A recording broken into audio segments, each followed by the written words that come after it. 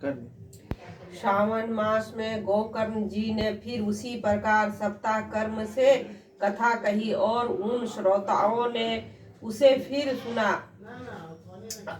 नारद जी, इस कथा की समाप्ति पर जो कुछ हुआ वह सुनिए। वहां भक्तों से भरे हुए विमान के साथ भगवान प्रकट हुए। सब ओर से खूब जय जयकार और नमस्कार की ध्वनियां होने लगी। भगवान स्वयं हर्षित होकर अपने पंचजन शंख की ध्वनि करने लगे और उन्होंने गोकर्ण को हृदय से लगाकर अपने ही समान बना लिया।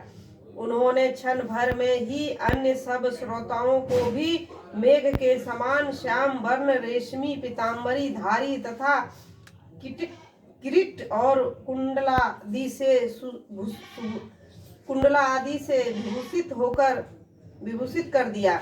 उस गांव में कुत्ते और चंडाल प्रयत्न जितने भी जीव थे वे सभी गोकर्ण जी की कृपा से विमानों पर चढ़ा लिए गए तथा जहाँ योगी जन जाते हैं उस भागवत धाम में वे भेज दिए गए। इस प्रकार भक्त वत्सल भगवान श्री कृष्ण कथा श्रवण से प्रसन्न होकर गोकर्ण जी को साथ ले अपने ग्वालो बाल के प्रिय गोलोक धाम में चले गए। पूर्व काल में जैसे अयोध्यावासी भगवान श्री राम के साथ साकेत धाम सिधारे थे उसी प्रकार भगवान श्री कृष्ण उन सबको यदु योगी दुर्लभ गोलोक धाम को ले गए। जिस लोक में सूर्य चंद्रमा और सिद्धों की भी कभी गति नहीं हो सकती उनमें से श्रीमद् भागवत श्रवण करने से चले गए। नारद जी सप्ताह यज्ञ के द्वारा कथा श्रवण करने से जैसे उज्जवल फल संचित होता है उसके विषय में हम आपस से क्या कहें। अजी जिन्होंने अपने कर्णपुट से गोकर्ण की कथा के एक अक्षर का भी पान कर किया था वे फिर माता के गर्भ में नहीं आए। जिस गति को लोग वायु जल या पत्ते खाकर शरीर सुखाने से भी बहुत काल तक घोर तपस्या करने से जो योगाभ्यास से भी नहीं पा सकते उसे वे सप्ताह श्रवण से सहज से ही प्राप्त कर लेते हैं। इस पर परम पवित्र इतिहास का पाठन चित्रकूट पर विराजमान मुनीश्वर शांडिल्य भी ब्रह्मानंद में मगन होकर करते रहते हैं। यह कथा बड़ी ही पवित्र है। एक बार के श्रवण से ही समस्त पाप रस्सी को भस्म कर देती है।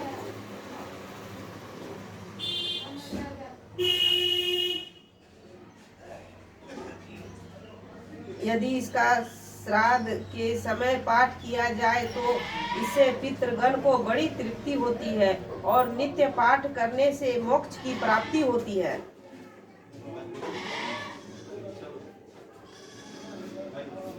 छठा अध्याय सप्ताह यज्ञ की विधि।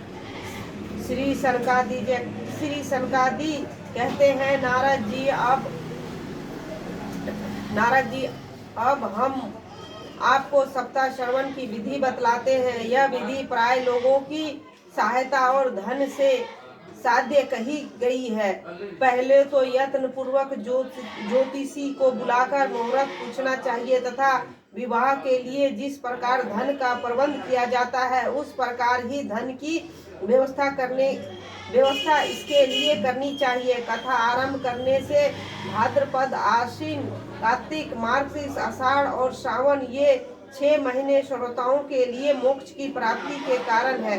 देवऋषि इस महीनों में भी भद्रा, व्यापित पाद आदि कुयोग को श्रोता त्याग देना चाहिए तथा दूसरे लोग जो उत्साही हो उन्हें अपना सहायक बना लेना चाहिए। फिर प्रयत्न करके देशांतरों में यह संवाद भेजना चाहिए कि यहाँ कथा होगी। सब लोगों को सब परिवार पधारना चाहिए। स्त्री और क्षुद्रादि भागवत कथा एवं संकीर्तन से दूर पड़े बढ़ गए हैं उनको भी सूचना हो जाए, ऐसे प्रबंध करना चाहिए। देश देशों में जो विरक्त वैष्णव और हरिकीर्तन के प्रेमी हो उसके पास निमंत्रण पत्र अवश्य भेजें।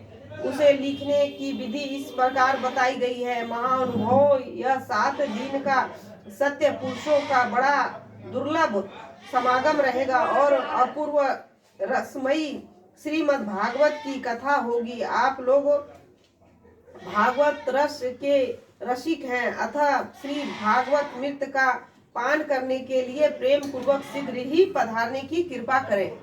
यदि आपको विशेष आवश्यक ना हो तो भी एक दिन के लिए तो अवश्य ही कृपा करनी चाहिए, क्योंकि यहाँ का तो एक क्षण भी अत्यंत दुर्लभ है। इस प्रकार विनय पूर्वक उन्हें निमंत्रण करें और जो लोग आए उनके लिए यथोचित निवास स्थान का प्रबंध करें।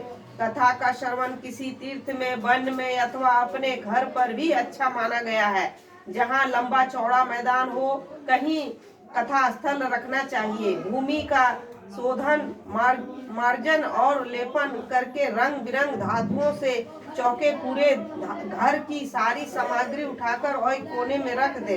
5 दिन पहले से ही यत्न पूर्वक बहुत से बिछौने के वस्त्र एकत्र कर ले तथा केले के खंभों से सुशोभित एक ऊंचे मंडल तैयार कराएं। उसे सब और फल, पुष्प, पत्र आदि और चंदाओं से अलंकृत करें तथा चारों ओर झांकियां लगाकर तरह तरह के सामानों से सजा दे। उस मंडप में कुछ ऊंचाई पर 7 विशाल लोकों की कल्पना करके और उनमें विरक्त ब्राह्मणों की बुलाकर बैठाए। आगे की ओर उसके लिए वहां यथोचित आसन तैयार करें। इसके पीछे वक्ता के लिए भी एक दिव्य सिंहासन का प्रबंध करें। यदि वक्ता का मुख उत्तर की ओर रहे तो श्रोता पूर्वाभिमुख होकर बैठे और यदि वक्ता पूर्वाभिमुख हो रहे हो तो श्रोता को उत्तर की ओर मुख करके बैठना चाहिए अथवा वक्ता और श्रोता को पूर्व मुख होकर बैठना चाहिए। देश काल आदि को जानने वाले महाअनुभवों ने श्रोताओं के लिए ऐसा ही नियम बताया है। जो वेद शास्त्र की स्पष्ट व्याख्या करने में समर्थ हो, तरह तरह के दृष्टांत दे सकते हो तथा विवेकी और अत्यंत निष्पर्श हो, ऐसे विरक्त और विष्णु भक्त ब्राह्मणों को वक्ता बनाना चाहिए। श्रीमद् भागवत के प्रवचन में ऐसे लोगों को नियुक्त करना चाहिए जो पंडित होने पर भी अनेक धर्मों के चक्कर में पड़े हुए स्त्री लंपट एवं पाखंड के प्रचारक हो।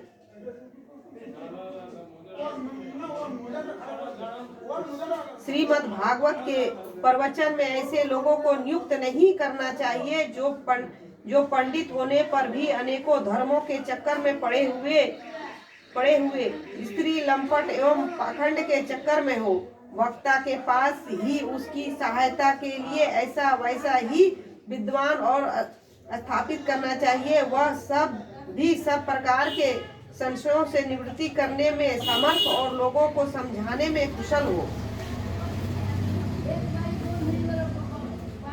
कथा आरंभ के दिन से एक दिन पूर्व व्रत ग्रहण करने के लिए वक्ता को शोर करा लेना चाहिए तथा अरुणोदय के समय शौच से निवृत्त होकर अच्छी तरह स्नान करें और संध्यादि अपने नित्य कर्मों को संक्षेप से समाप्त करके कथा के विधि की निवृत्ति के लिए गणेश जी का पूजन करें। तदंतर पितृगण का तर्पण करें और पूर्व पापों की शुद्धि के लिए प्रायश्चित करें और एक मंडल बनाकर उसमें श्री हरि को स्थापित करें। फिर भगवान श्री कृष्ण को लक्ष्य करके मंत्रोच्चार पूर्वक कर्मश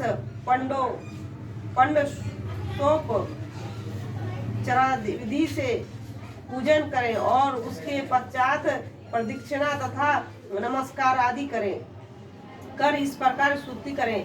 करुणा निधान, मैं संसार सागर में डूबा हुआ हूँ और बड़ा दीन हूँ। कर्मों के मोह रूपी ग्रहण ने मुझे पकड़ रखा है, आप इस संसार सागर से मेरा उद्धार कीजिए।